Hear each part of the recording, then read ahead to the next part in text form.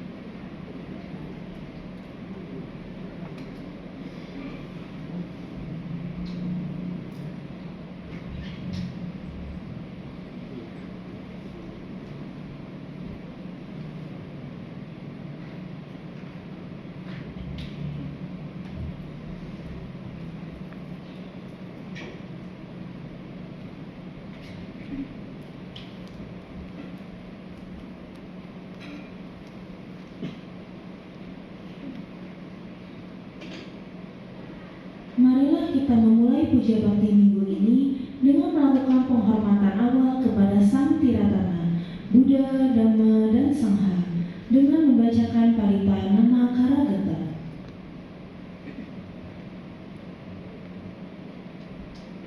Arahang sama sambuddho bhagava. Arahang sama sambuddho bhagava. Buddhang bhagavantan abhiwademi. Buddhang bhagavantan abhiwademi. Sang Bhagawa yang Maha Suci, yang telah mencapai penerangan sempurna, aku bersujud di hadapan Sang Buddha, Sang Bhagawa.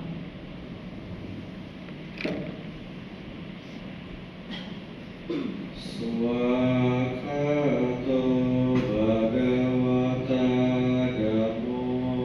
Swakato bhagavata dhammo. Dhammang namasami. Dhammang namasami. Dhamma telah sempurna dibabarkan oleh Sang Bhagawa. Aku bersujud di hadapan Dhamma.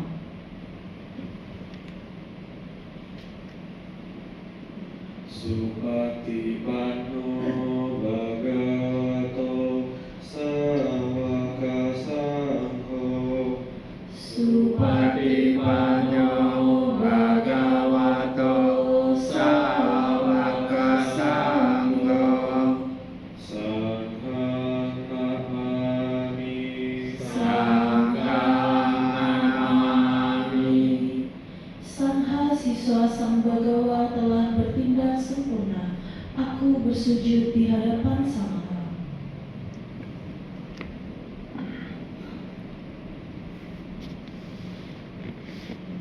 Yamahang kumayang bhagavantan sarananggata. Yono bhagavasata yasacamayang bhagavato dhammang rocema. Imehi sakarehitang bhagavantan sasadamang sasawaka sanghang abhipujayama.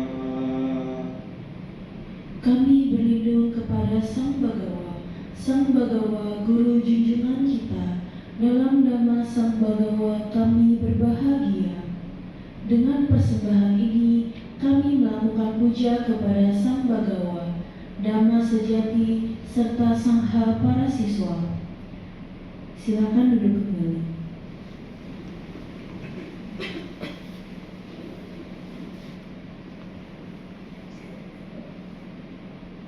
Andamaya Buddhasa Bhagavato Upabhaganamakara Karomase.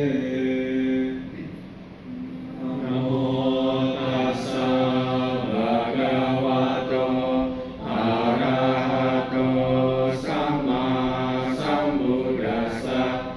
Namo tassa bhagavato arahato sama sambuddhassa. Namo tassa bhagavato arahato sama sambuddhassa. Terpujilah Sang Bagawa yang Maha Suci, yang telah mencapai penerangan sempurna. Terpujilah Sang Bagawa yang Maha Suci, yang telah mencapai penerangan sempurna. Terpujilah Sang Bagawa yang Maha Suci, yang telah mencapai penerangan sempurna. Andamaya Tisaranagamana Patang Banamase. Buddhang saranang gacchami, Dhammang saranang gacchami, Sanghang saranang gacchami, Dutiyampi Buddhang saranang gacchami, Dutiyampi Dhammang saranang gacchami, Dutiyampi Sanghang saranang gacchami, Tatiyampi Buddhang saranang gacchami, Tatiyampi Dhammang saranang gacchami, Tatiyampi Sanghang saranang gacchami. Aku berlindung kepada Tuhan, aku berlindung kepada Dhamma, aku berlindung kepada Sangha. Untuk kedua kalinya, aku berlindung kepada Buddha. Untuk kedua kalinya, aku berlindung kepada Dhamma. Untuk kedua kalinya, aku berlindung kepada Sangha. Untuk ketiga kalinya, aku berlindung kepada Buddha. Untuk ketiga kalinya, aku berlindung kepada Dhamma. Untuk ketiga kalinya, aku berlindung kepada Sangha. Andamaya Pancasika Padapatan Banamase. Panatipata Veramani Sikkhapadang Samadhiyami. Adinadana Veramani Sikkhapadang Samadhiyami. Kamesu Miccaccara Veramani Sikkhapadang Samadhiyami. Musawada Veramani Sikkhapadang Samadhiyami. Surameraya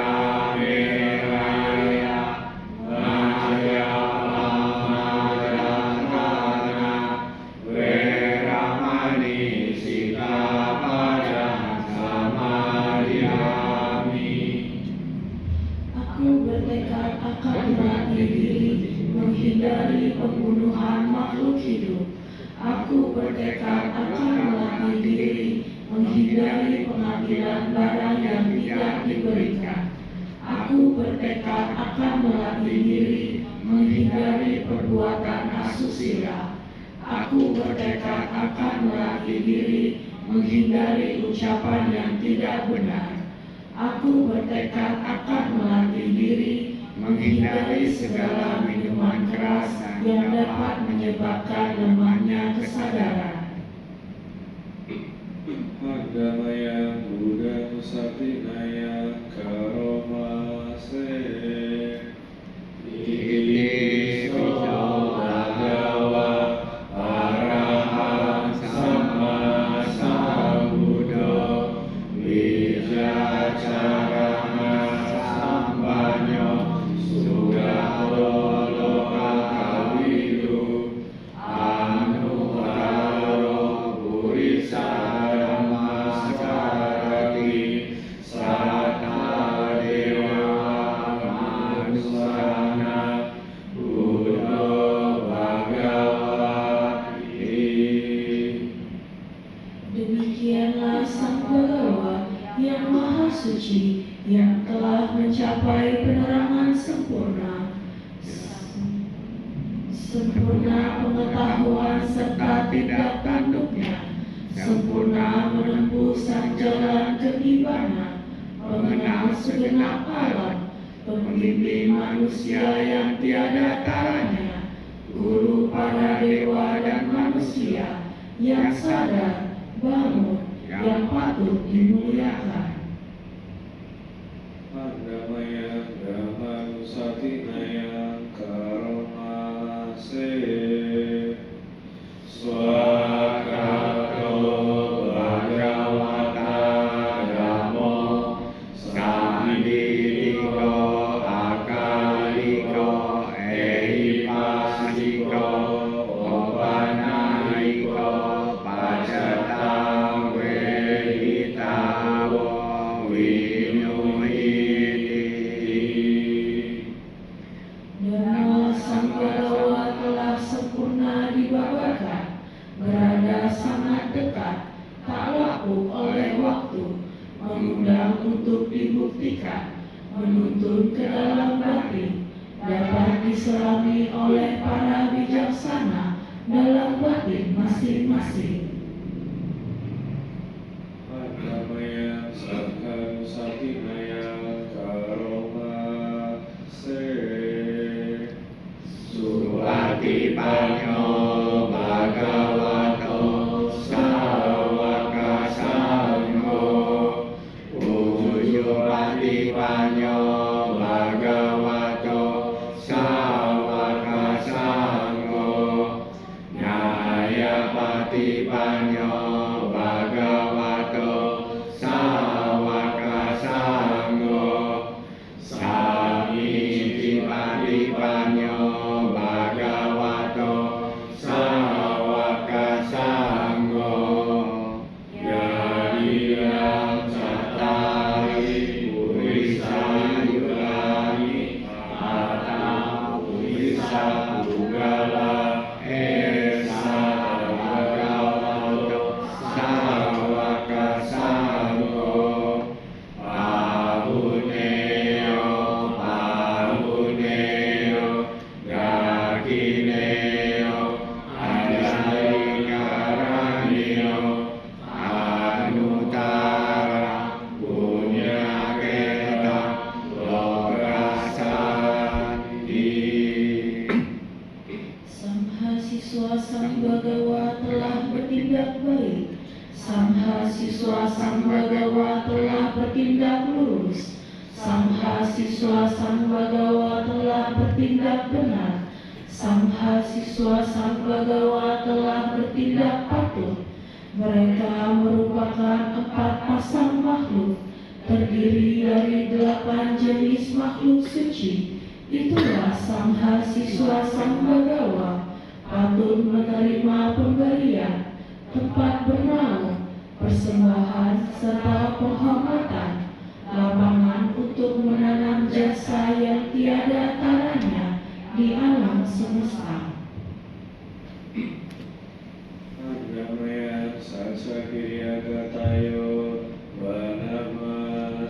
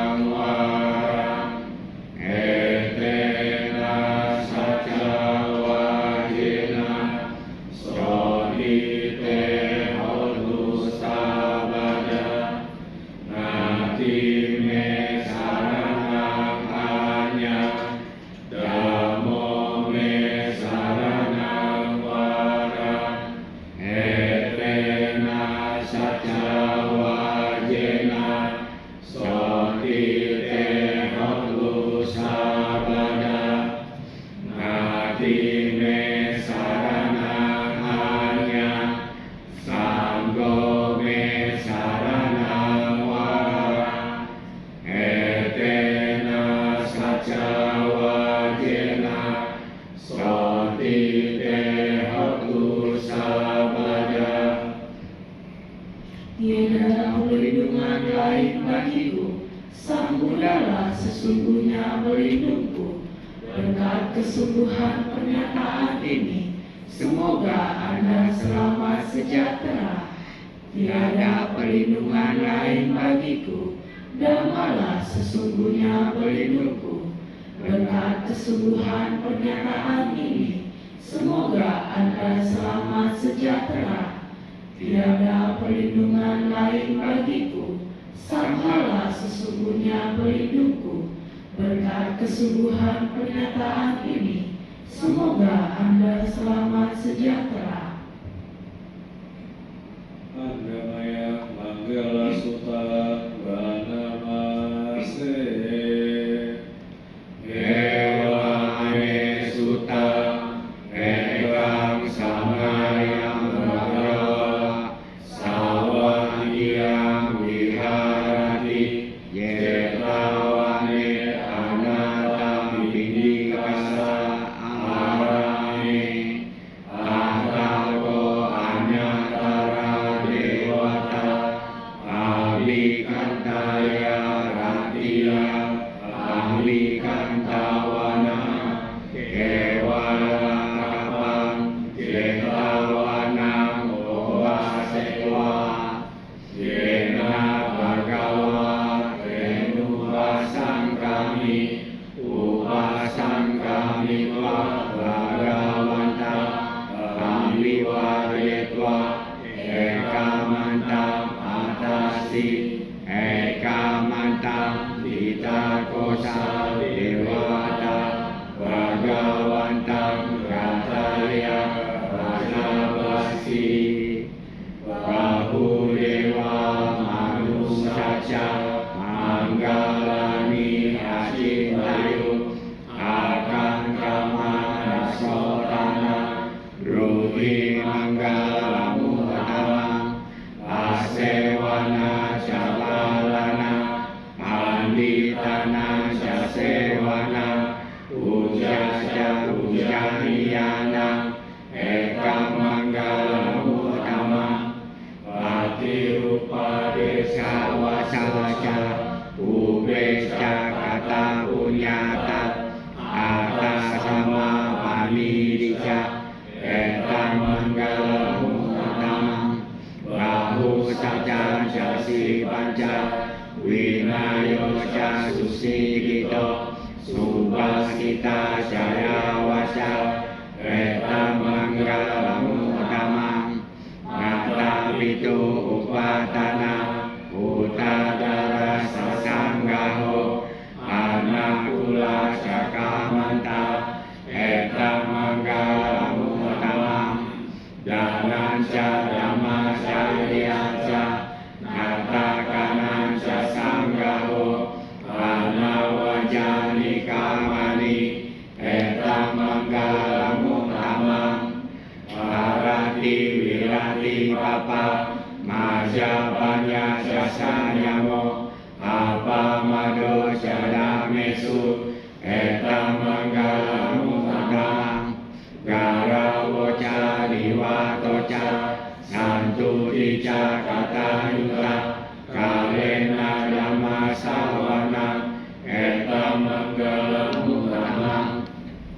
Ija Sosana samanana jadasana kalena dhamma sakaca etam manggalamu utama tapoca brahmacariaca arya saca nadasana nibbana saca kiriyaca etam manggalamu utama Bhaktasa loka damehi citang yasana kampati asokam wirajang kemang etam manggalamu utama eta disanikatwana sabatama parasita sabata soti gasanti tante samanggalamu utamangti.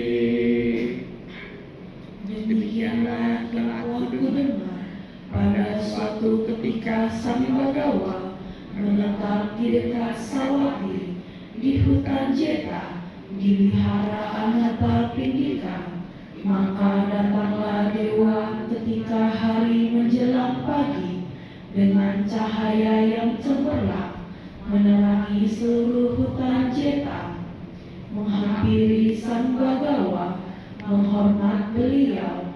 lalu berdiri di satu sisi. Sambil berdiri di satu sisi, dewa itu berkata kepada sang Bagawa dalam syair ini, banyak dewa dan manusia berselisih paham tentang berkah yang diharap membawa keselamatan. Terangkanlah apakah berkah utama itu.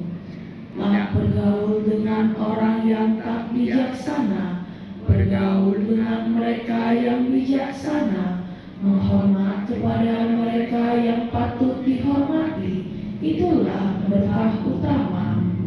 Hidup di tempat yang sesuai, berkat jasa-jasa dalam hidup yang lampau, menuntun diri ke arah yang benar, itulah berkah utama. Memiliki pengetahuan dan keterampilan, terlatih baik dalam tata susila, ramah tamah dalam ucapan, itulah berkah utama. Membantu ayah dan ibu, menyokong anak dan istri, bekerja bebas dari pertentangan, itulah berkah utama. Berdana dan hidup sesuai dengan dhamma, menolong sanak keluarga, bekerja tanpa celah, itulah berkah utama.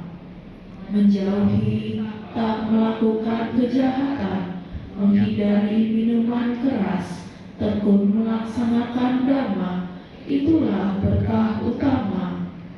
Selalu hormat dan rendah hati, merasa puas dan berterima kasih, mendengarkan dhamma pada saat yang sesuai, itulah berkah utama. Sabar, rendah hati bila diperingatkan, mengunjungi para pertapa, membahas dhamma pada saat yang sesuai, itulah berkah utama. Bersemangat menjalankan hidup suci, menembus tempat kesunyataan mulia, serta mencapai nibbana, itulah berkah utama. Meski tergoda oleh hal-hal duniawi, namun batin tak tergoyahkan, tiada susah tanpa noda, penuh damai, itulah berkah utama. Karena dengan mengusahakan hal-hal itu, manusia tak terkalahkan dimanapun juga, serta berjalan aman kemanapun juga, itulah berkah utama. Annamaya karanya meta sutang banamase.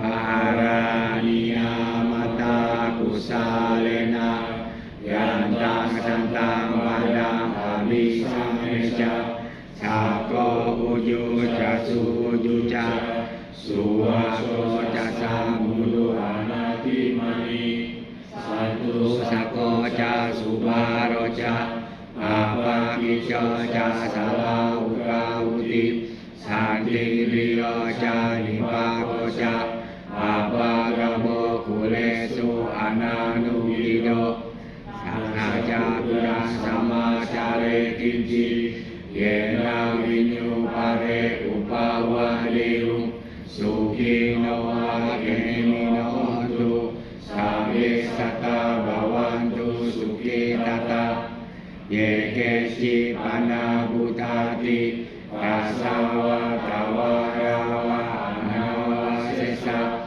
igawaye mahantawa, majima rasaka anukatula, itawaye wa adita, yesya dure wasanti awi dure, butawa sambawe siwa, sabe sata bawantu suki tata, ngaparo parang niku beta, nati maneta kata sinang kanci, ya rosanya patigasanya, nanya manasa duka mikea, ngatayata niang putang, ayu sareka putang anurake, ewampi sababutesu, mana sambawaye aparimanang metanca sabalokasmi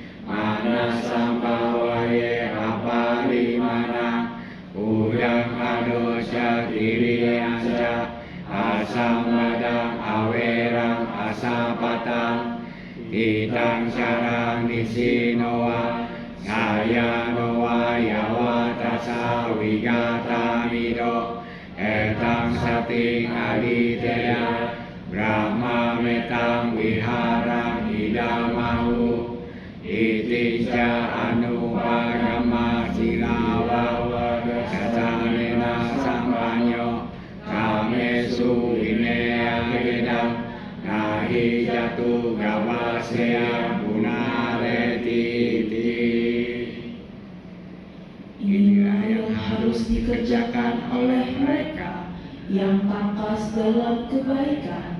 Untuk mencapai ketenangan, ia harus mampu jujur, sungguh jujur, rendah hati, lemah lembut, tiada sombong, merasa puas, mudah disokong atau dilayani, tiada sibuk, sederhana hidupnya, tenang indranya, berhati-hati, tahu malu, tak melekat pada keluarga, tak berbuat kesalahan walaupun kecil yang dapat dicela oleh para bijaksana. Hendaklah ia berpikir, semoga semua makhluk berbahagia dan tentram, semoga semua makhluk berbahagia. Makhluk hidup apapun juga, yang lemah dan kuat tanpa kecuali, yang panjang atau besar, yang sedang, pendek, kecil atau gemuk, yang tampak atau tak tampak, yang jauh ataupun dekat, yang telah lahir atau yang akan lahir. Semoga semua makhluk berbahagia. Jangan menipu orang lain atau menghina siapa saja. Jangan karena harap dibenci, mengharap orang lain celaka.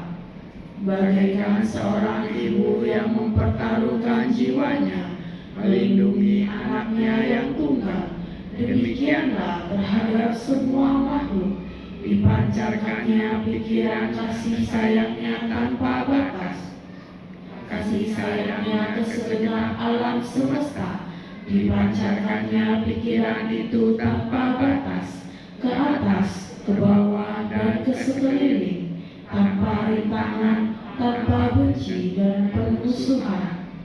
Selagi berdiri, berjalan, atau duduk, atau berbaring, selagi tiada lelah, ia tekun mengembangkan kesadaran ini yang dikatakan berdiam dalam Brahma.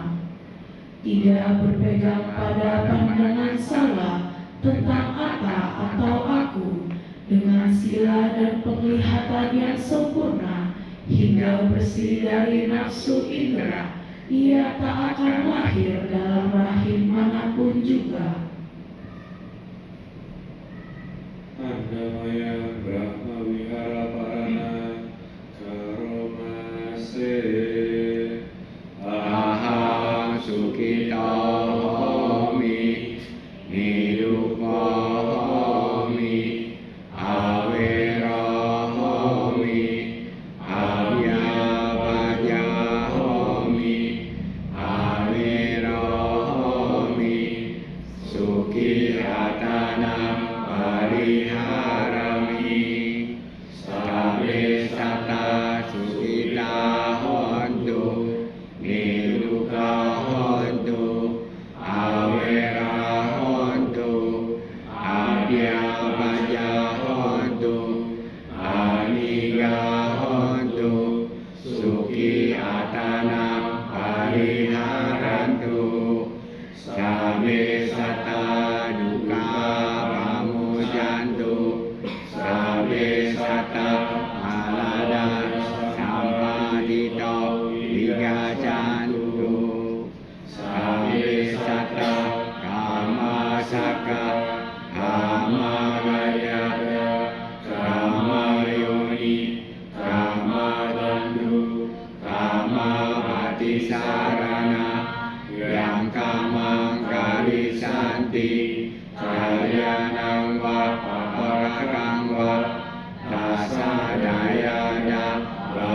Santi.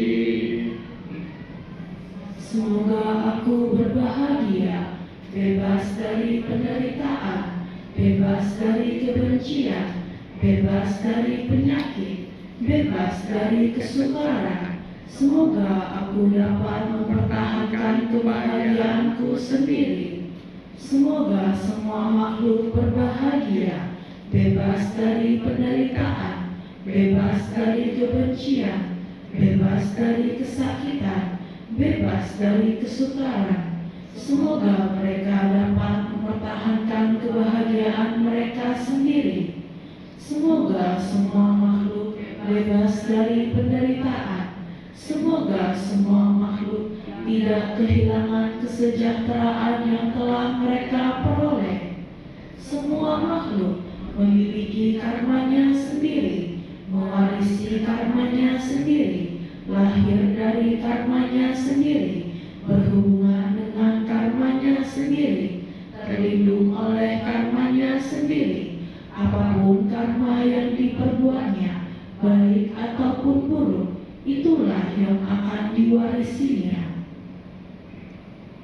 Andamaya Abinha Bacawekhanapata Banamaste Jarana mohi, jarana ananatido, vyadina mohi, vyadim anatido, marayada mohi, maranam anatido, sabehi me biyehi manavehi, namyabhavo vinabhavo, kama satomhi, kama dayado, kama yoni, kama bandhu, kama batisarano, yang kamang kalisani, kalyanang wa papakang wa, rasadayado awisami, ewa mamehi aminam bacawe kitawam. Aku akan menderita usia tua. Aku belum mengatasi usia tua. Aku akan menderita sakit. Aku belum mengatasi penyakit. Aku akan menderita kematian. Aku belum mengatasi kematian. Segala milikku yang kucintai dan kusenangi akan berubah, akan terpisah dariku. Aku adalah pemilik karmaku sendiri, pewaris karmaku sendiri, lahir dari karmaku sendiri, berhubungan dengan karmaku sendiri, terlindung oleh karmaku sendiri. Apapun karma yang kuperbuat, baik atau buruk, itulah yang akan kuwarisi. Hendaklah ini kerap kali direnungkan.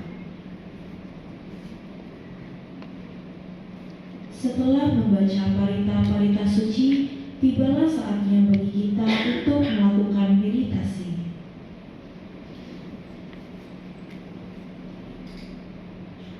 Mari kita pejamkan mata dan duduklah dengan rileks.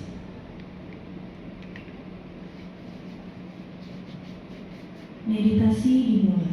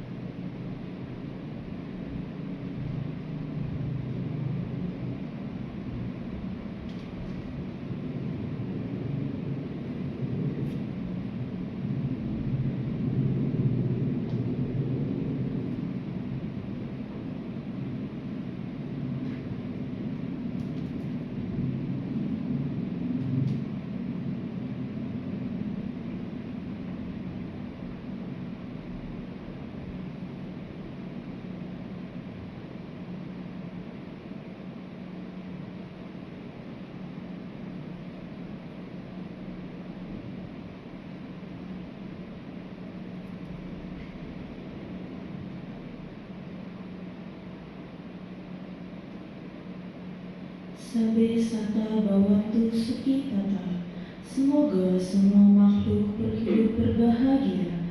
Sadu, sadu, sadu. Meditasi selesai.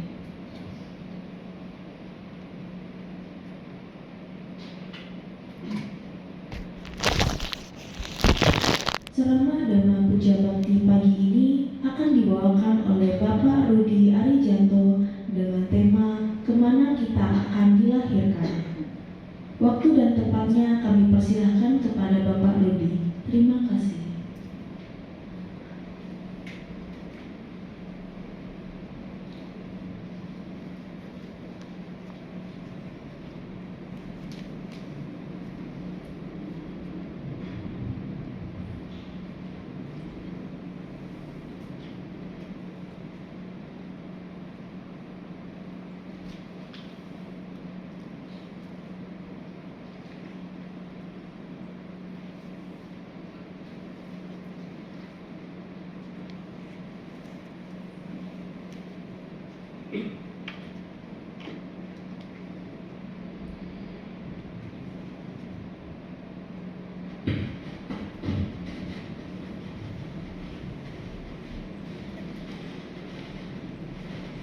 Romo Ramani, Bapak Ibu, Saudara-saudari sekalian, selamat pagi.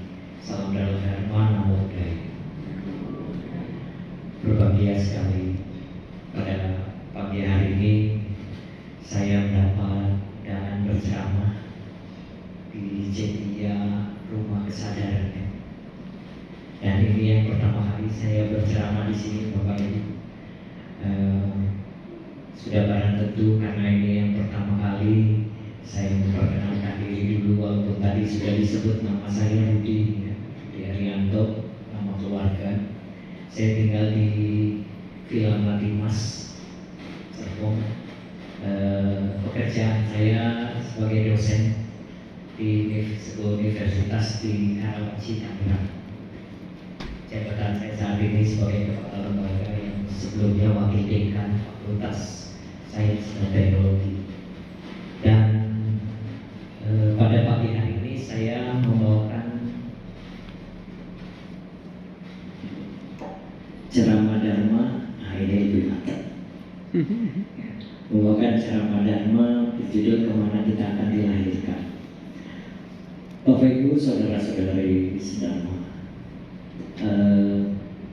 tentu saja pada saat seorang dilahirkan, dia pasti akan mengalami proses juga yang nantinya kematian. Di dalam agama Buddha, Bapak Ibu, siklus lahir dan mati ini bukan berarti akhir dari segalanya. Jadi kalau kita meninggal dunia berarti selesai. Justru itu adalah membuka kehidupan baru lagi. Cuma masalahnya Bapak Ibu, di dalam agama Buddha kita memiliki atau mengenal beberapa alam yang memang tempat kita bertumbah lahir setelah meninggal dunia juga. Dan yang umumnya biasanya ya alam manusia, alam dewa, alam peta atau alam setan, alam asura atau raksasa, kemudian alam binatang dan alam neraka ya. Nah, sesungguhnya kelahiran seseorang itu dari mana dia berasal itu bisa dilihat dari ciri-ciri justru pada saat dia mulai masuk kandungan ibunya, Bapak Ibu. Buddha Gautama mengatakan bahwa jika seseorang anak yang kelahiran lampaunya berasal dari alam rendah atau alam yang kurang bagus, kemudian masuk ke dalam kandungan orang tuanya, biasanya diketahui ciri-ciri jika anak tersebut merupakan kelahiran dari alam rendah. Yang pertama, biasanya orang tuanya susah mata pencahariannya, ini yang Buddha Gautama katakan. Yang biasanya papanya mungkin tadinya bekerja baik, penghasilannya bagus, tetapi begitu anak ini dikandung, mulai berubah kehidupan ekonomi mereka menjadi jatuh. Mungkin usahanya bangkrut, tiba-tiba diberhentikan kerja, nah seperti itu. Dan biasanya ada saja masalah di dalam kehidupan rumah tangga, seperti orang tuanya tidak akur, kemudian keluarganya sakit-sakitan, orang tuanya sakit-sakitan. Tetapi Bapak Ibu, kalau yang anaknya dulu pernah dikandung ibu bapak mengalami itu, jangan dibenci ya. Ini menandakan bahwa ada hubungan karma lampau dia dengan kita, Bapak Ibu. Ya, dan seseorang yang walaupun dari alam rendah bisa lahir lagi jadi manusia, itu berarti mereka punya benih kebaikan yang tinggi. Karena dikatakan sulit sekali kalau seorang makhluk itu yang lahir dari alam rendah mau jadi manusia lagi. Itu ibaratnya seperti diumpamakan seperti penyu buta di lautan atau samudra luas, yang dia menghirup udara ke atas itu 100 tahun sekali, dan pada saat dia naik ke atas kebetulan ada gelang masuk ke dalam lehernya.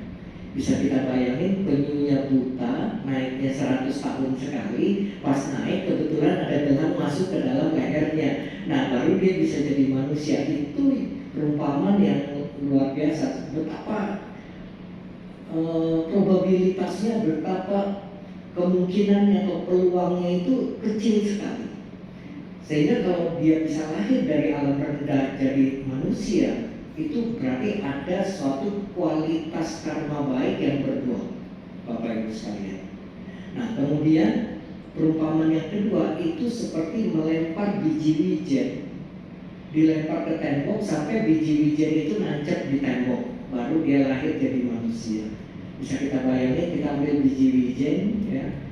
Kalau adik-adik nggak tahu biji wijen apa, kalau makan martabak itu biasanya ada wijennya gitu ya. Itu dilempar ke tembok sampai nancap, nah baru dia lahir jadi manusia. Nah kelahiran kita sebagai manusia sekarang, Bapak Ibu, itu juga bisa menggambarkan atau bisa memprediksi kemana kita akan dilahirkan setelah ini. Potensi apa, potensi di alam apa kita akan bisa dilahirkan setelah ini. Berikut yang kita akan bahas pada pagi ini. Kita ambil dari alam yang paling rendah dulu, neraka ya. Karena ini alam yang paling rendah. Bapak Ibu, ciri-ciri orang yang bisa masuk ke alam neraka. Yang pertama, kalau dia memiliki sifat kebencian atau dosa yang sangat besar. Orangnya pembenci, pendendam. Di dalam pikirannya selalu berusaha mencelakakan orang lain, menyusahkan orang lain, menjatuhkan orang lain. Nah, Bapak Ibu, kalau kita ada sifat seperti ini, mulai sekarang kita harus perbaiki. Karena kalau kita punya sifat seperti itu, potensi kita masuk di alam neraka tinggi sekali. Ya, nah, kebencian ini Bapak Ibu sangat sulit untuk kita hindari. Kita suka tidak suka dengan orang lain itu pasti kita alami. Ya, pasti dong, kita dalam hidup kita ada orang yang kita suka, ada orang yang kita nggak suka juga sama dia, begitu ya. Tetapi paling tidak jangan sampai membenci atau mendendam. Karena apa? Membenci atau mendendam ini kita seperti membuat pengait yang kuat dengan dia. Di kehidupan akan datang justru kita akan semakin dekat dengan dia. Kalau sekarang kita cuma teman, kita benci sama dia karena ada masalah, kita akhirnya membenci dia. Kalau akhiran akan datang, kita belum bisa jadi kakak adik. Ya tiap hari ketemu, tiap hari berantem, begitu ya. Tiap hari ribut, gitu ya. Mungkin Bapak Ibu, saudara-saudara pernah juga melihat ada satu keluarga yang kakak adiknya tidak akur. Bahkan sampai putus hubungan keluarga karena masalah-masalah keluarga, ribut dan lain sebagainya. Nah, biasanya itu karena membawa bibit kebencian dari kehidupan lampau di bawah sekarang. Kalau sekarang kakak adik gimana dong? Kalau sekarang kakak adik, kelahiran anak-anak tambah dekat lagi, suami istri. Jadi buka mata lihat mukanya, mau tidur lihat mukanya. Itu bisa kamu bayangin, kita bayangin ya, oh betapa kehidupan yang seperti itu, suami istri saling membenci, tidak menyukai. Itu jadi seperti neraka di dalam rumah. Istilah home sweet home itu udah nggak ada, begitu ya. Pulang ke rumah itu seperti pulang kembali ke alam neraka, begitu ya. Selalu ribut, ngomong sedikit, diskusi sedikit, ribut. Tapi ada juga sih yang saya ada kenal, gitu ya, orang suami istri ini ribut setiap hari, tapi tidak pernah bercerai, Pak. Tapi tiap hari ribut, gitu ya, tiap hari ribut. Wah, itu kenapa saya bisa tahu? Karena saya waktu itu saya ngajar les anaknya. Jadi saya ke rumahnya itu tiap saya ngajar les itu pasti ribut. Wah, sampai anaknya sendiri gak enak sama saya. Dia panggil saya koko waktu itu. Oh sorry ya, mama papa ribut tiap hari. Iya, saya bilang ya kamu jangan stres ya, saya bilang gitu dengar ini. Saya udah biasa kok dari kecil, bilang gitu, udah biasa dari kecil. Nah, Bapak Ibu sekalian, memang ada yang seperti itu. Kok bisa ya? Ya mungkin ada utang karma lampau yang dia harus bayar sekarang. Jadi saling seperti itu. Cuma kita tidak tahu karma lampaunya apa mereka berdua, gitu ya. Nah, maka dari itu Bapak Ibu saudara-saudara, membenci ini kita harus bisa rem. Kita rasanya sulit sekali untuk tidak membenci orang. Bisa aja suatu saat kita membenci orang, tetapi jangan sampai kita mendendam kemudian berpikir untuk membalas atau membunuhnya dan lain sebagainya. Nah, ini yang harus dijaga oleh kita. Karena kehidupan sebagai putu jana seperti kita, manusia biasa seperti kita, masih ada rasa benci juga, tidak suka juga. Cuma masalahnya yaitu tadi, kita kalau sudah timbul rasa tidak suka, benci, kita belajar ya sudah dinetralin aja perasaannya, anggap saja nggak kenal. Nah seperti itu, bisa nggak? Cuma memang perlu latihan. Bapak Ibu, merasa benci ini luar biasa loh. Jangankan lihat mukanya, lihat sendalnya di depannya kita udah benci. Kita tahu nih sendal dia, begitu lihat sendalnya, wah dia datang nih. Dia udah benci, pikirannya udah marah, udah benci. Itu benci seperti itu. Ya, jangankan lihat mukanya, lihat sandalnya katanya itu sudah benci, gitu ya. Apalagi lihat mukanya. Dan kalau kita benci, anehnya Bapak Ibu udah tahu benci, mestinya kan jangan dilihat ya. Kalau satu ruangan udah tahu benci, sebentar-bentar matanya lihat dia, sebentar-bentar matanya lihat dia. Jadi kalau Bapak Ibu ada orang benci kita nggak benci orang, tapi orang benci kita, jangan khawatir. itu tandanya dia fans berat kita. Ya, dia fans berat kita. Kemana-mana dia mikirin kita, kemana-mana dia, kalau ada kita dia selalu liatin kita, perhatikan kita. Dia benar-benar ngefans berat, begitu ya. Kalau orang benci. Nah, beda tipis dengan cinta, loh, Bapak Ibu Saudara-saudara. Cinta juga sama, begitu lihat sedang, wah dia datang sudah berbunga-bunga pikirannya, gitu ya. Wah dia datang kebaktian.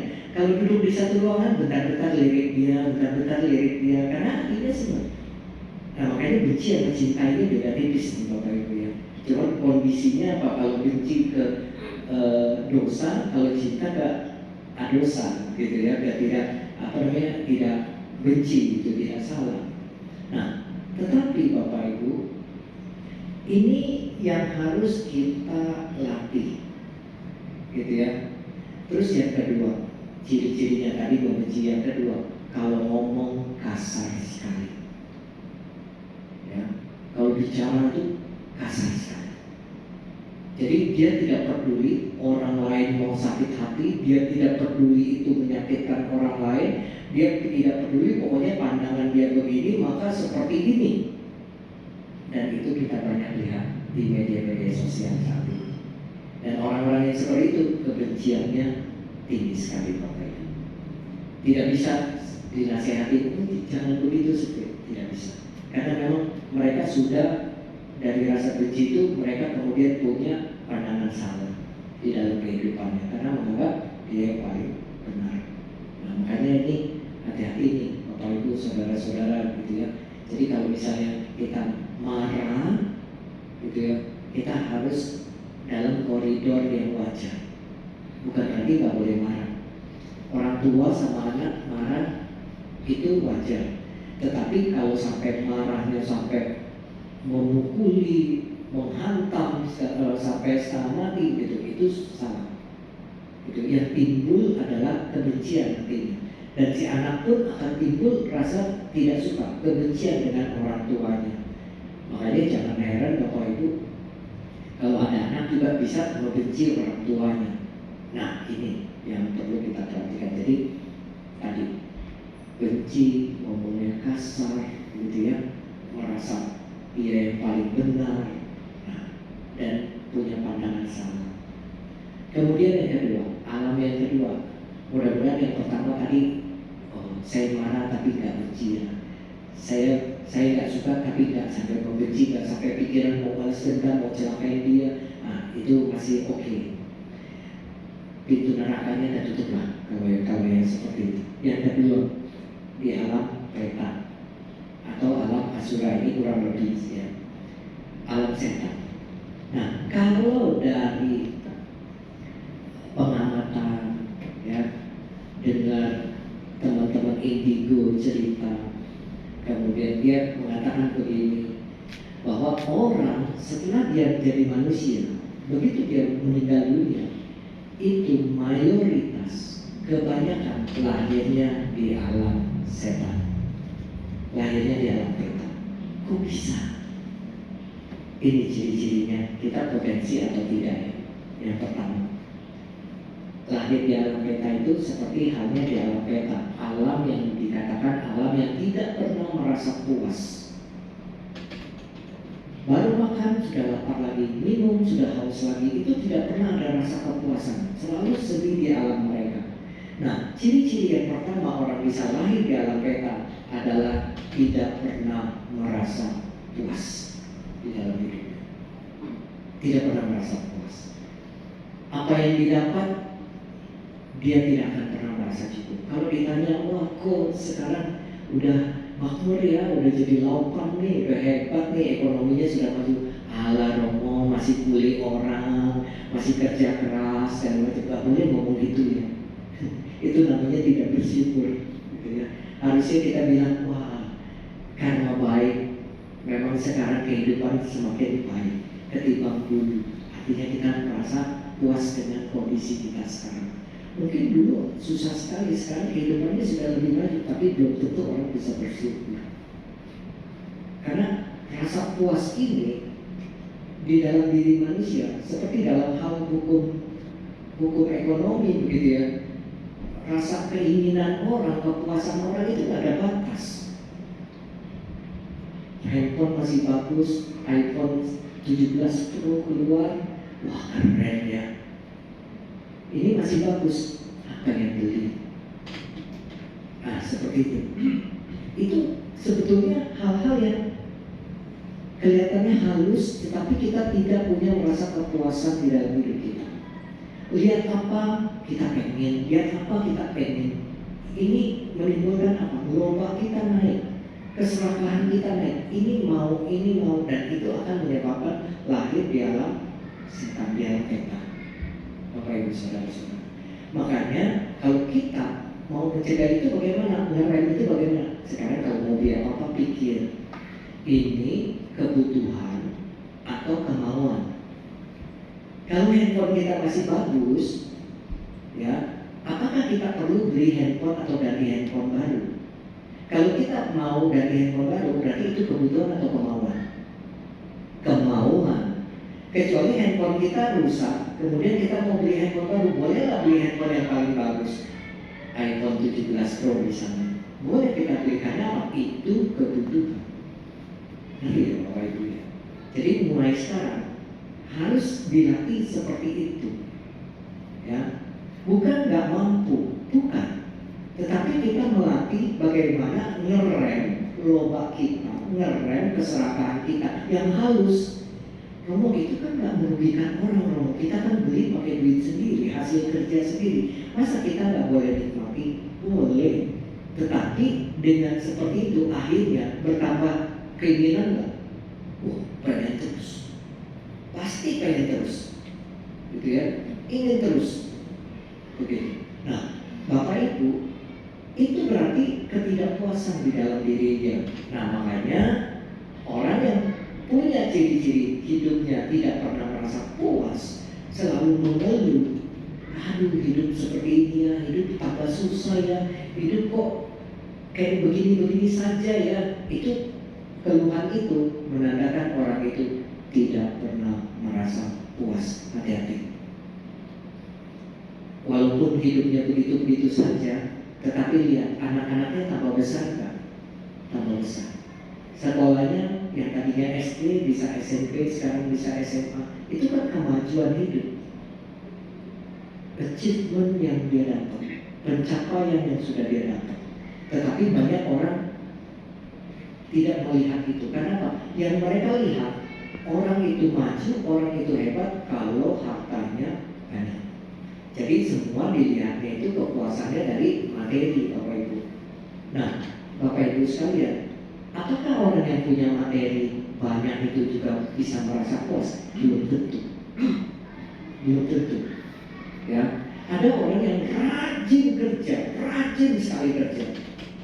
Memang kalau rajin kerja itu adalah wajib hukumnya. Di dalam Sigalo Sutta juga Buddha Gautama mengumpamakan seperti lebah yang mencari madu dari bunga yang satu ke bunga yang lain, ya, untuk mengumpulkan madu. Begitu dikumpulkan itu wajib kalau kita punya sifat rajin. Tetapi tadi tidak merasa puasnya itu yang bahaya, gitu ya.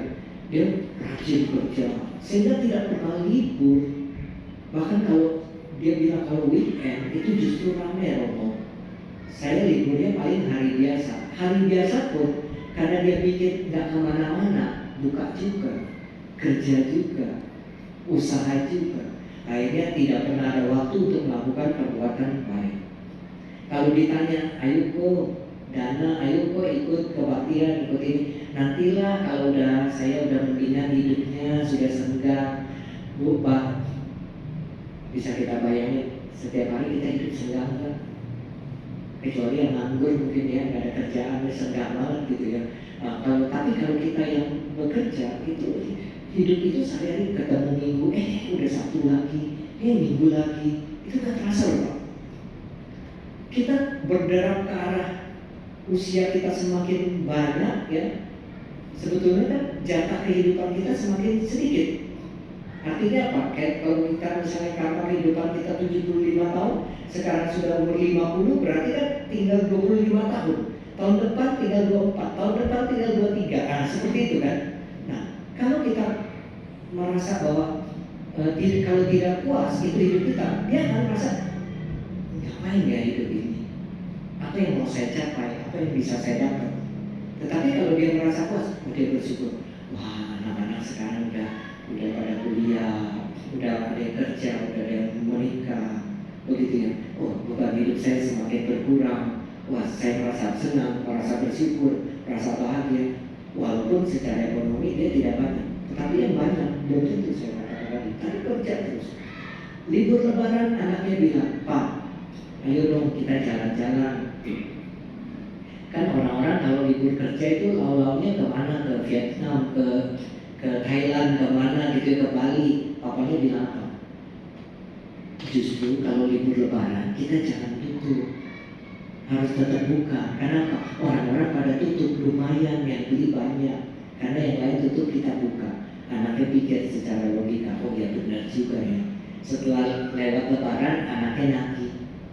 Wah, ini udah lewat Lebaran, kita mau liburan. Kapan liburannya? Papanya bilang apa?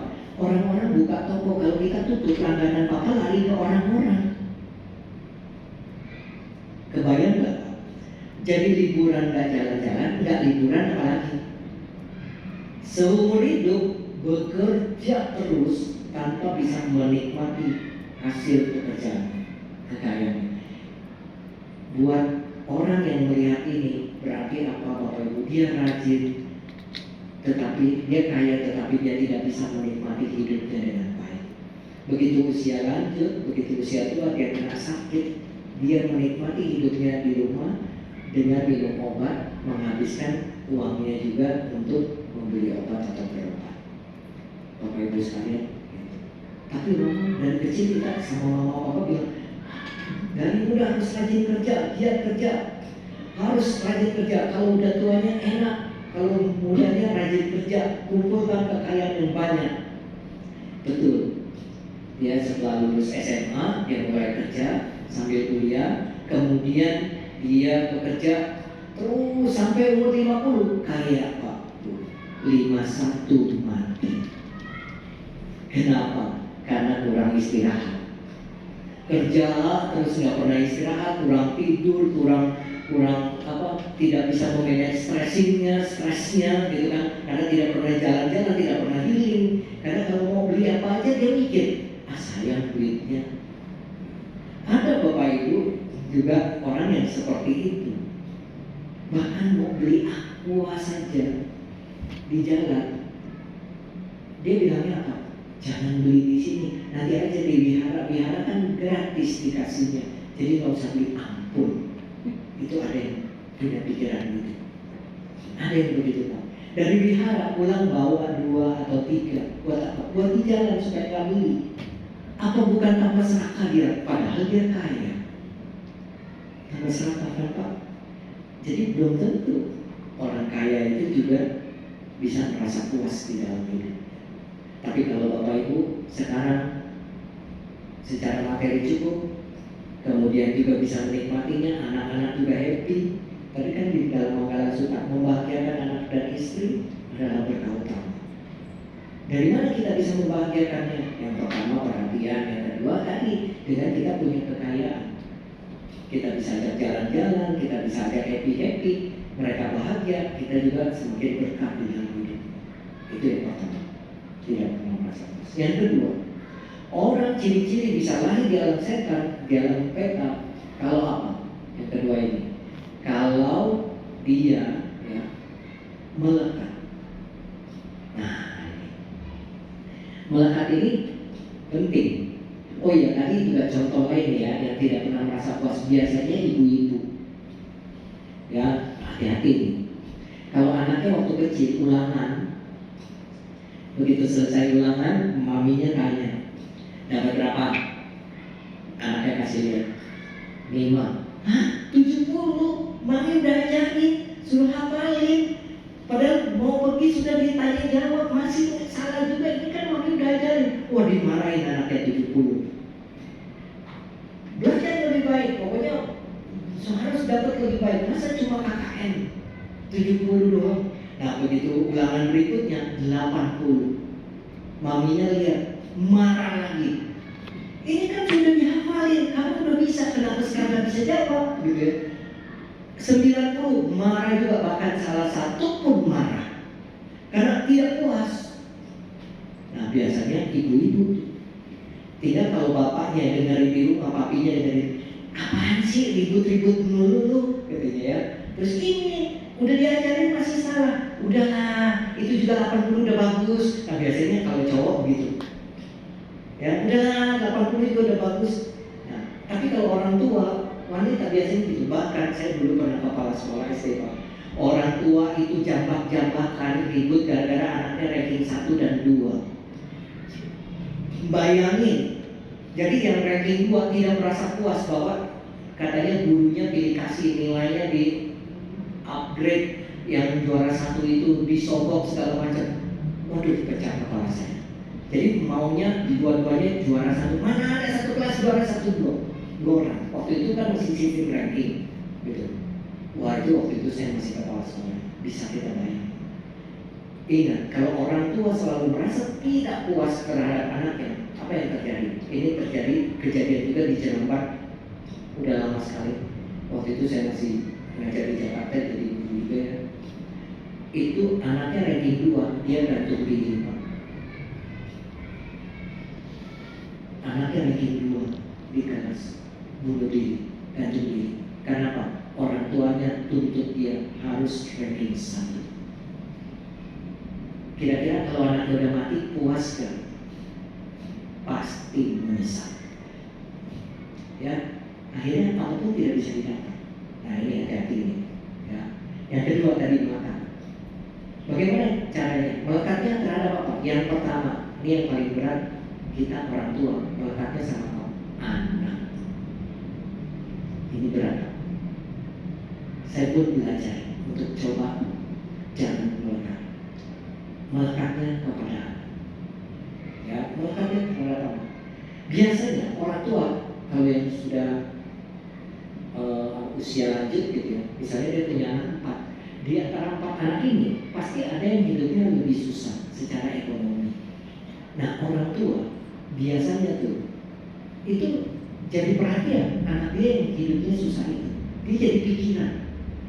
Apalagi kakak-kakaknya atau adiknya, saudaranya itu tidak akur, tidak mau bantu, walaupun adiknya atau saudara kandungnya ini susah, tidak mau peduli. Nah biasanya orang tua kemelekatannya tinggi kepada anak itu. Hati-hati. Dan biasanya kalau orang tua atau kita meninggal dunia, kita terlalu melekat sama anak, kita akan lahir di alam bebas, di alam setan. Begitu. Nah, yang 3 atau yang 2 ini mampu hidupnya, kaya. Tiap datang dia kasih uang sama mamanya, "Mah, pegang buat jajan, buat makan."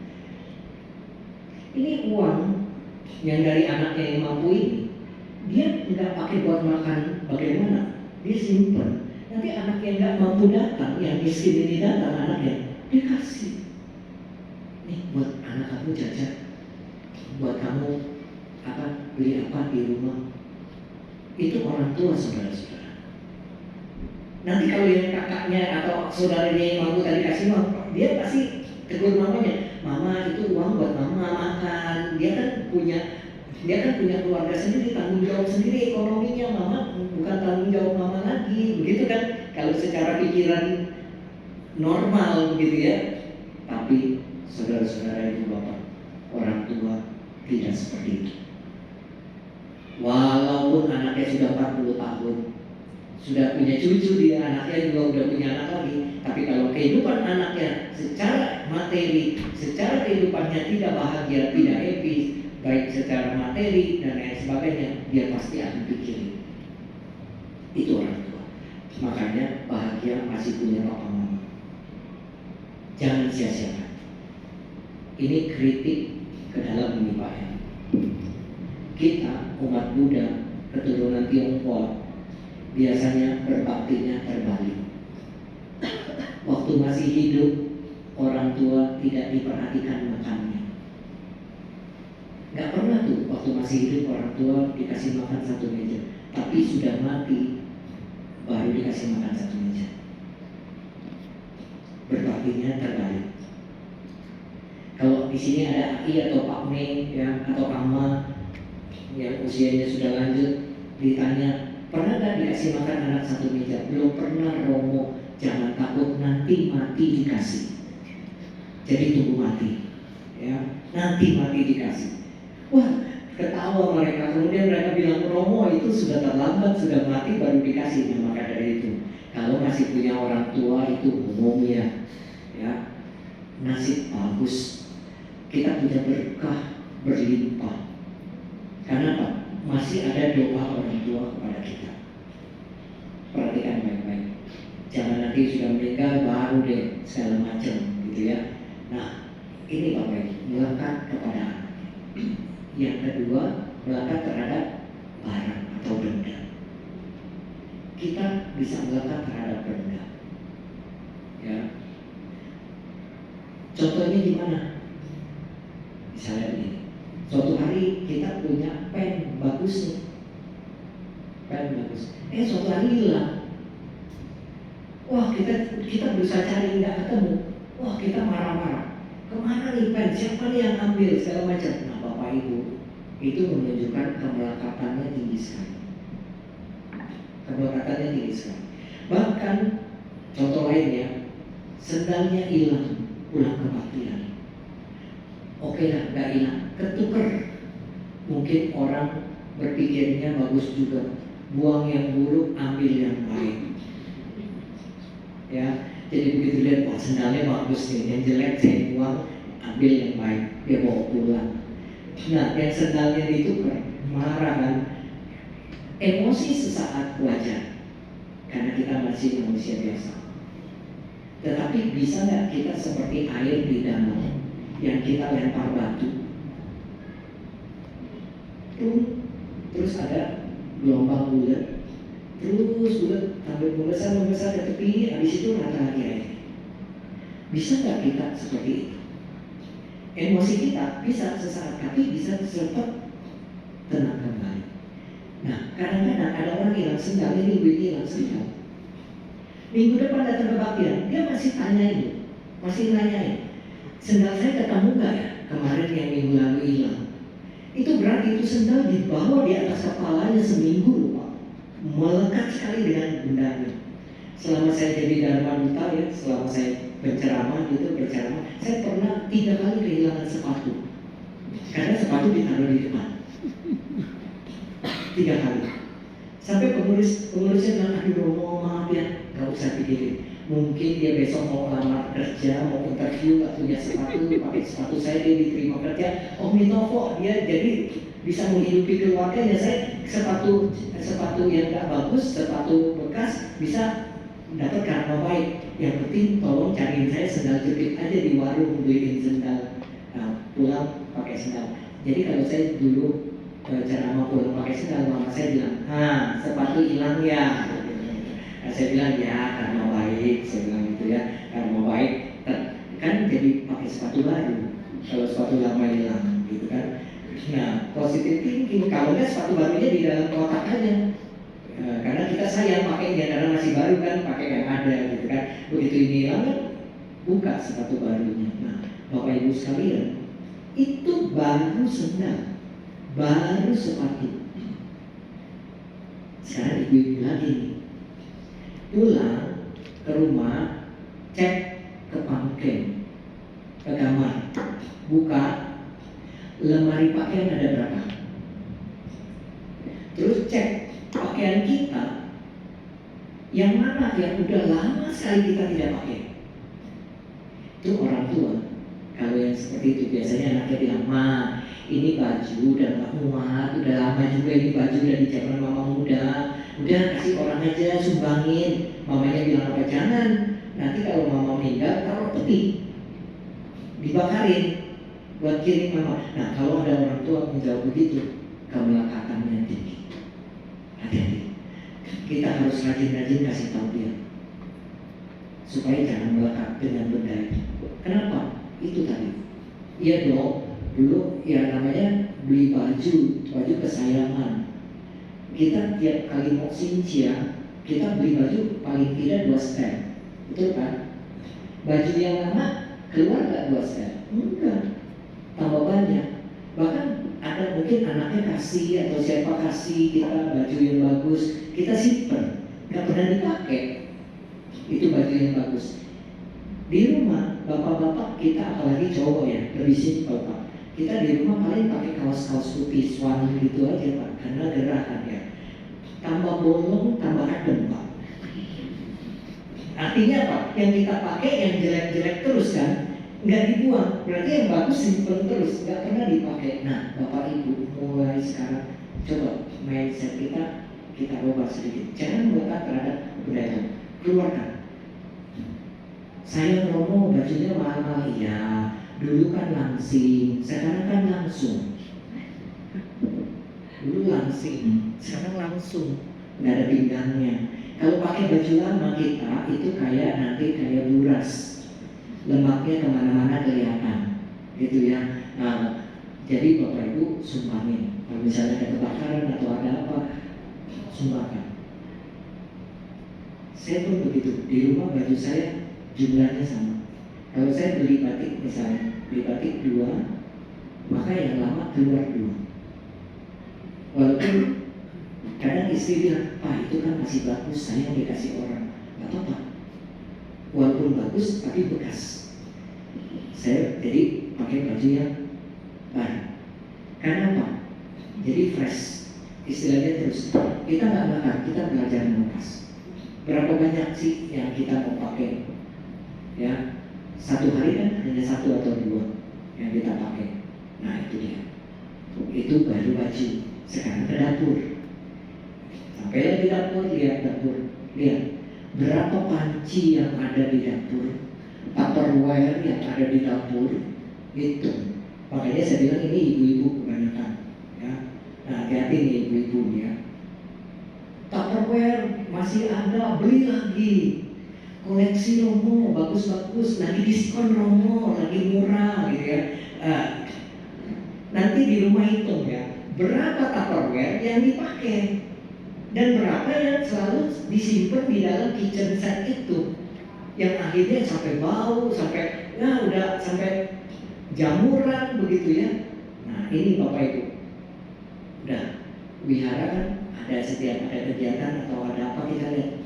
Kalau mungkin ibu bapak beli sabun cuci atau apa lagi promo dapat piring segala macam, piring sampai banyak itu lusinan di rumah, piring hadiah.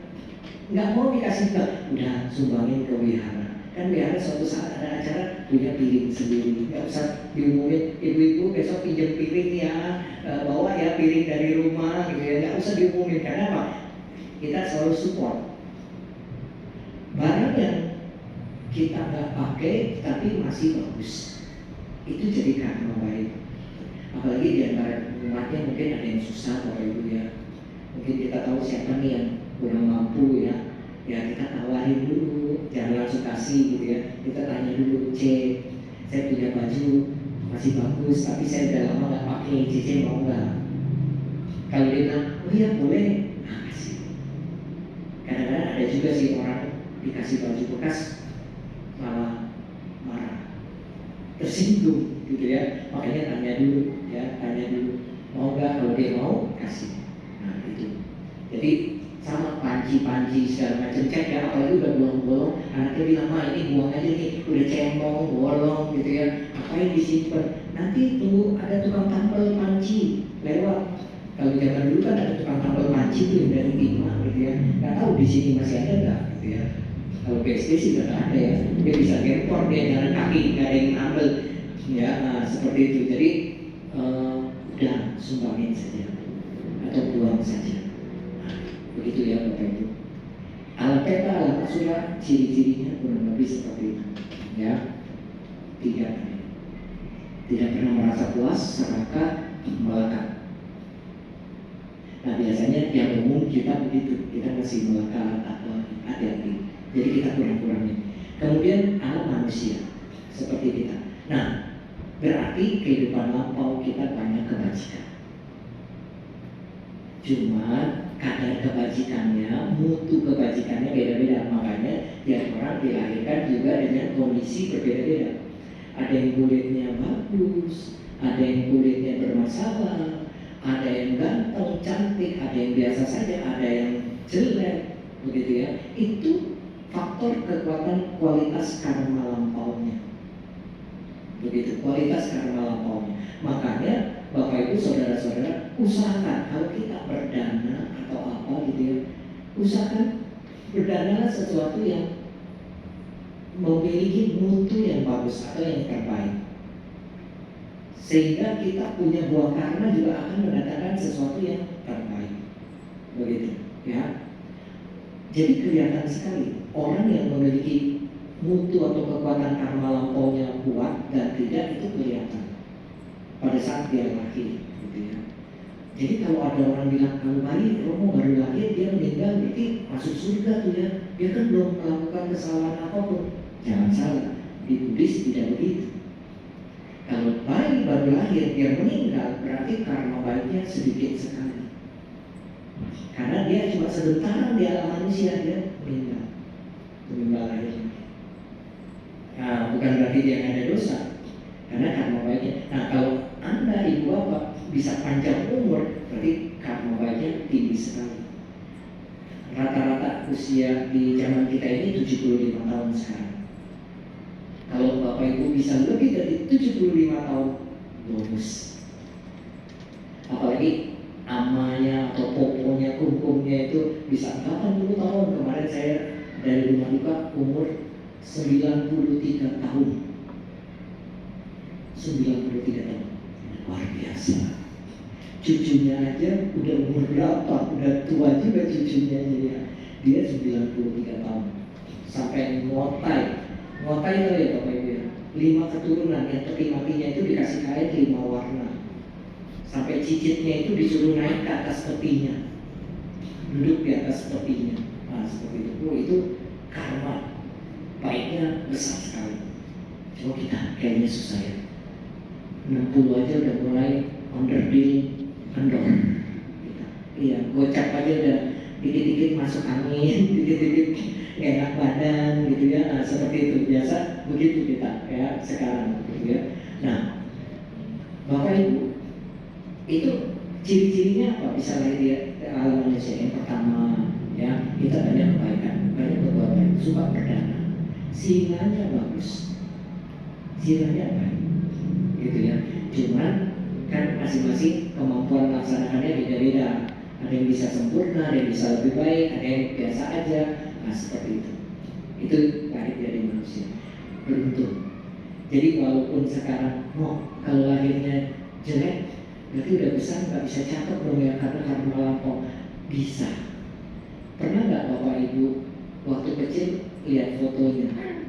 Waktu kita kecil lihat foto, ih jelek banget ya saya ya waktu kecil. Tapi udah gedenya, ih ganteng ya sekarang gitu kan. Ada orang yang lama saudara atau siapa, ih udah gedenya cakep ya ini anak gitu ya. Dulu waktu kecilnya nggak cakep, udah gedenya cakep, kok bisa?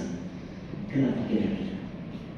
Karena kehidupan yang sekarang dia banyak melakukan kebaikan, pasti berubah, termasuk fisik. Makanya Bapak Ibu jangan salah, kelihatan dari karmanya. Kelihatan dari mana? Dari fisik, dari wajah, kelihatan karmanya. Muka orang miskin sama muka orang kaya beda, kelihatan Pak. Benar gak? Itu seperti melihat muka orang sedih dan muka orang happy, kelihatan. Itu karma, kekuatan karma. Dia semakin banyak perbuatan baiknya, semakin baik karmanya, dia akan merubah juga fisiknya, bahkan berubah. Ada orang yang ganteng, cantik, jodohnya susah. Tapi ada orang yang biasa saja, tapi gampang jodohnya. Kok bisa begitu? Nah itu tadi. Dari kehidupan sekarang juga. Jadi jangan pasrah Bapak Ibu Saudara-saudara. Kehidupan kita jadi manusia ini beruntung. Bahkan mau seorang bodhisattva, mau jadi Buddha, harus jadi manusia. Harus punya badan manusia. Jadi budaya badan manusia. Semua bodhisattva harus punya badan manusia baru bisa naik jadi Buddha. Begitu. Nah berarti kita punya badan manusia ini di alam yang sebetulnya netral. Kenapa netral? Berbuat jahat pakai badan kita bisa, berbuat baik pakai badan kita juga bisa. Betul kan? Tergantung kita mau pakai buat apa nih fisik kita, jasmani kita sebagai manusia. Dan yang terakhir, lahir di alam dewa. Tadi sama seperti manusia, banyak kebaikan, suka berdana, silanya baik, plus satu, meditasi. Meditasi, latihan meditasi. Ya, jadi meditasi ini untuk meningkatkan kebijaksanaan kita, spiritual kita, itu kemampuan kita. Kalau baca parita, Romo bisa nggak meningkatkan kemampuan spiritual kita? Tidak bisa. Ya, banyak orang rajin baca parita, tapi tetap aja nggak bisa ngerem emosinya, nggak bisa mengendalikan amarahnya, begitu ya. Nah, seperti itu. Tapi kalau meditasi, wah itu betul-betul kita mengendalikan diri. Kenapa? Coba deh duduk 5 menit aja, udah mulai punggung sakit, kesemutan, apa, wah banyak ceritanya, gitu ya. Udah mulai, wah gak enak gitu kan, gak enak. Tapi siapa yang bisa tekun, dia akan dapat hal yang lebih baik. Bukan hanya jadi manusia, bisa lagi di alam dewa. Gitu. Kalau ciri-ciri kita manusia, kalau mau meninggal bagaimana? Ya biasanya yang umum ya, yang umum itu orang bisa melihat leluhurnya atau keluarganya atau apapun itu datang. Dia lihat tapi yang lain nggak bisa. Contoh misalnya nih, akomnya nih bilang itu tuh di depan ada ama datang gitu, padahal amanya udah meninggal, cucunya bingung, mana nggak ada orang. Nah seperti itu, buka pintu ada ama. Nah itu berarti ciri-ciri nggak lama, bisa beberapa tahun atau beberapa bulan lagi, itu udah ciri-ciri ya. Nah yang kedua biasanya juga ada tanda-tanda.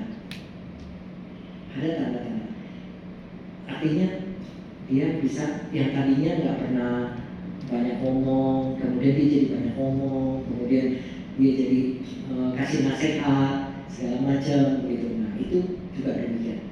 Terutama yang paling mudah dikenali adalah orang yang sakit keras, sakit payah, padahal udah tergeletak gitu. Wah orang gede, wah ini udah tiba-tiba sehat lagi. Tiba-tiba sehat. Begitu sehat, dia mau makan lagi apa, mau ngomong apa, cerita, tapi habis itu dia meninggal. Nah itu biasanya begitu. Makanya kalau ada orang keluarga kita udah sakit payah, udah misalnya hampir 1 bulan gitu ya Pak, tiba-tiba dia sehat lagi, itu jangan kita langsung gembira. Kita harus ngerti gitu, wah ini kekuatan terakhir, istilahnya dari karma dia, kekuatan terakhir untuk dia bisa berbicara, menyampaikan kepada anak-anaknya. Nah biasanya kita sampaikan yang baik-baik. Misalnya tadi anaknya ada yang nggak mampu, kita bilang, Ma itu Cece, jangan khawatir, nanti kita bantu. Anaknya sekolah apa, nanti kita rame-rame kita bantu. Jadi mama jangan pikirin, ada kita saudara-saudaranya, ada koko, ada adik-adiknya, bantu dia. Jadi mamanya tenang. Oh ya, nanti kalau dia nggak ada saudaranya yang bantu. Terutama orang tua yang, maaf sekali kalau ada yang punya anak Down syndrome atau autis. Ini sangat melekat. Karena dia pasti begitu masa tuanya, dia pikirnya apa? Kalau saya tidak ada, ini siapa yang ngurus? Betul kan? Karena selama ini dia ngurus terus. Koko Cece ini udah pada berkeluarga. Kalau saya nggak ada, ini siapa yang ngurus? Makanya kalau kita ada keluarga yang seperti itu, kita pesan sama mama atau papa kita ya, kita pesan, mama jangan khawatir, nanti ini juga misalnya adiknya atau kokonya atau siapanya ini, koko nanti yang autis misalnya atau Down syndrome, nanti kami yang urus, kami yang akan bantu semuanya, jadi mama nggak usah khawatir, sehingga keberangkatannya bisa lepas ya, tidak lahir di alam. Terus cirinya kita tahu dia lahir di alam dewa atau alam peta. Yang pertama, dia bisa memperlihatkan diri, tapi ini hanya bisa dilihat oleh orang-orang yang punya kemampuan batin indigo gitu ya, atau indigo, atau anak-anak kecil. Kadang-kadang masih bisa lihat, mama itu aman tuh ada di situ. Nah, Bapak Ibu kalau anak kita mau bicara itu jangan takut, ya. Justru kita harus tanya anak kita, coba lihat, aman bajunya bagus kan? Pakaiannya gimana? Oh bagus, aman pakaiannya. Mukanya senang atau sedih? Oh mukanya senang, sekarang agak gemuk. Berarti lahir dalam dewa, dalam yang baik. Tapi kalau anak kita bilang, itu aman bajunya udah robek gitu ya, udah jelek bajunya warnanya, nah berarti lahir dalam kertas. Mukanya sedih, nah berarti lahir dalam kertas. Kan kelihatan dalam kertas itu mukanya gak ada happy, pucat gitu ya, kayak kita tapi pucat, pakai Ibu saudara-saudara gitu ya. Nah itu, nah berarti lahir di mana kita bisa deteksi itu kalau ada yang bisa lihat. Terus yang kedua adalah mimpi. Nah, mimpi kan ada maksud, salah satunya pemberian makhluk lain atau pemberian dewa. Nah, biasanya orang tua itu bisa datang lewat mimpi.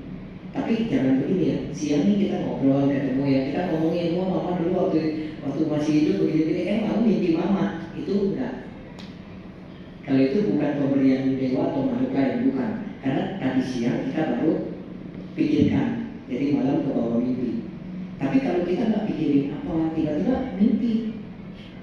Nah dari mimpi itu kita lihat pakaiannya gimana, mukanya gimana, itu seperti itu.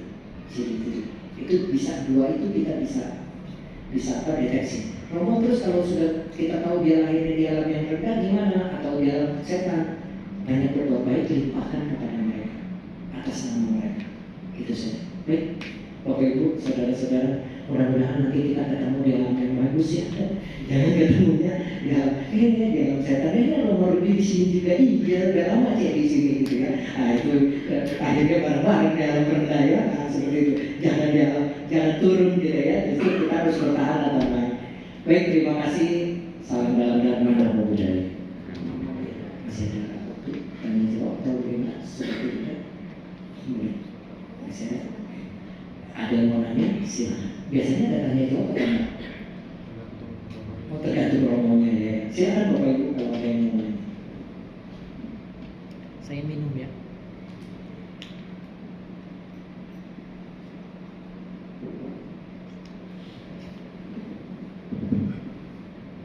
Ya sudah. Kalau nggak ada yang mau nanya berarti udah bawa kue. Udah selesai ya. Berarti sudah mau pulang ya. Baik, terima kasih Bapak Ibu. Selamat pagi, Namo Buddhaya. Terima kasih kami ucapkan kepada Romo Rudi Arianto. Semoga uraian dhamma yang disampaikan dapat memberikan pemahaman dhamma yang lebih baik lagi dan dapat kami terapkan dalam kehidupan kami sehari-hari. Sadu, sadu, sadu. Setelah kita membaca parita, bermeditasi dan mendengarkan uraian dhamma, marilah kita melengkapi kebajikan kita dengan perdana paramita. Kami mengundang teman kami, Evelyn, untuk menyanyikan lagu berjudul Bila Cinta Kasih Ada.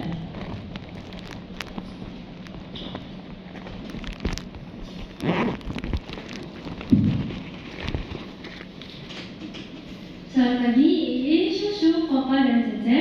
Terimalah salam kebajikan dari saya, Satyawatu Namo Buddhaya. Perkenalkan, nama saya Evelyn, dan pada hari ini saya akan menyanyikan lagu Bila Cinta Kasih Ada.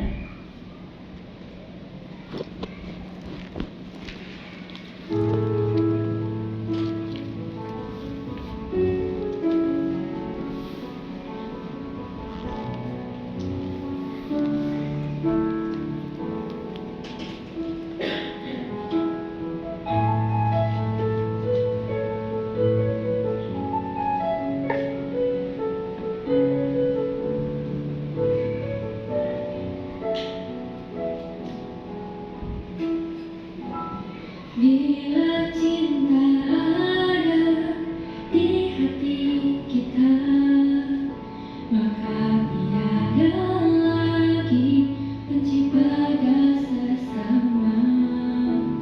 Bila kasih ada di hati kita,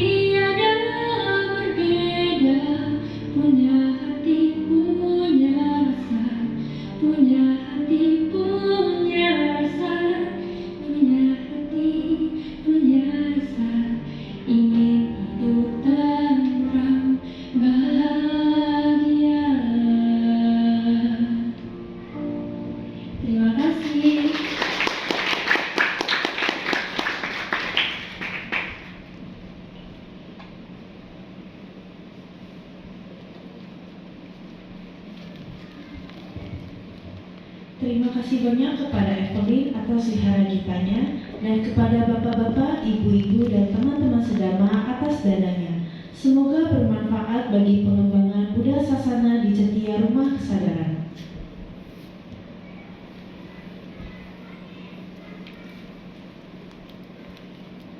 Pengumuman. Puja Bakti minggu depan akan dibawakan oleh Ko Andreas di Paloka dengan tema Bajing dan Bijak. Terima kasih.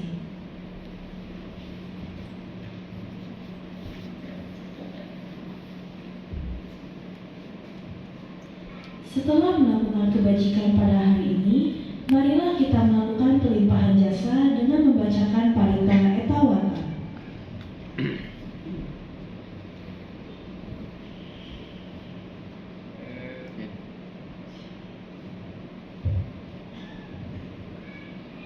Etawata Jambehi Sambatang Punya Sampadang Sabe Dewa Numodantu Sabha Sampati Siriya Etawata Jambehi Sambatang Punya Sampada Sabe Buta Numodantu Sabha Sampati Siriya Etawata Jambehi Sambatang Punya Sampada Sabe Sata Numodantu Sabha Sampati Siriya Akasata Jabu Mata Dewa Naga Mahidika Punyanta Hanumoditwa Cirarakantu Loka Santi Akasata Jabu Mata Dewa Naga Mahidika Punyanta Hanumoditwa Cirarakantu Indonesia Ailang Wonatinang Hotu Sukita Hotu Natayo Idang Wonatinang Hotu Sukita Hotu Natayo Idang Wonatinang Hotu Sukita Hotu Natayo Dewa Wasatu Karena Sasa Sampatiyo Tuja Pito Bawatu Loko Raja Bawatu Ramiko Akasata Jabu Mata Dewa Naga Mahidika Punyantang Hanumoditwa Cirarakantu Sasanang Akasata Jabu Mata Dewa Naga Mahidika Punyantang Hanumoditwa Cirarakantu Desanang Akasata Jabu Mata Dewa Naga Mahidika Punyantang Hanumoditwa Cirarakantu Setia Rumah Kesadaran Akasata Jabu Mata Dewa Naga Mahidika Punyantang Hanumoditwa Cirarakantu Para Dermawan Akasata Jabu Mata Dewa Naga Mahidika Punyantang Hanumoditwa Cirarakantu Mamparanti. Sebenarnya kami telah mencapai dan mengumpulkan jasa. Semua turut bergembira agar mendapat keuntungan beraneka warna. sebanyak kami telah mencapai dan mengumpulkan jasa. Semoga semua makhluk turut bergembira agar mendapat keuntungan beraneka warna. Sebanyak kami telah mencapai dan mengumpulkan jasa. Semoga semua makhluk hidup turut bergembira agar mendapat keuntungan beraneka warna. Semoga para makhluk di angkasa dan di bumi, para dewa dan naga yang perkasa, setelah menikmati jasa-jasa ini, selalu melindungi perdamaian dunia. Semoga para makhluk di angkasa dan di bumi, para dewa dan naga yang perkasa, setelah menikmati jasa-jasa ini, selalu melindungi Indonesia. Semoga jasa-jasa ini melimpah pada sanak keluarga yang telah meninggal. Semoga mereka berbahagia. Semoga jasa-jasa ini melimpah pada sanak keluarga yang telah meninggal. Semoga mereka berbahagia. Semoga jasa-jasa ini melimpah pada sanak keluarga yang telah meninggal. Semoga mereka berbahagia. Semoga hujan tepat pada musimnya. Semoga dunia maju dengan pesat, serta selalu bahagia dan damai. Semoga pemerintah atau pimpinan berlaku lurus. Semoga para makhluk di angkasa dan di bumi, para dewa dan naga yang perkasa, setelah menikmati jasa-jasa ini, selalu melindungi ajaran. Semoga para makhluk di angkasa dan di bumi, para dewa dan naga yang perkasa, setelah menikmati jasa-jasa ini, selalu melindungi pembabaran dharma.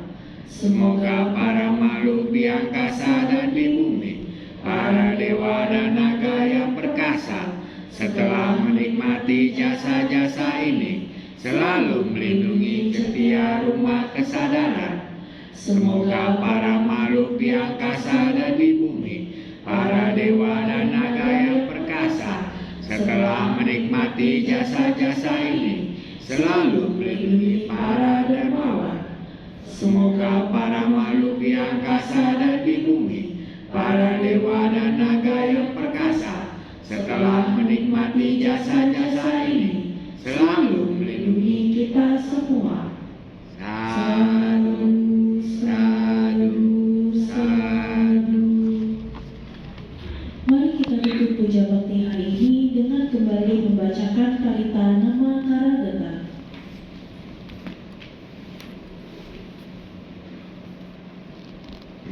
Araham Sama Sambuddho Bhagava Buddha Bhagavanta Abhivademi.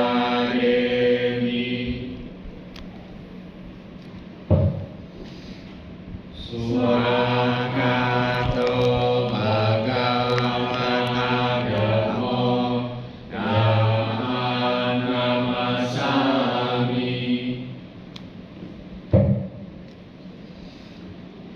Supatipanyo Bhagavato Sawaka Sangho Sangham Namami.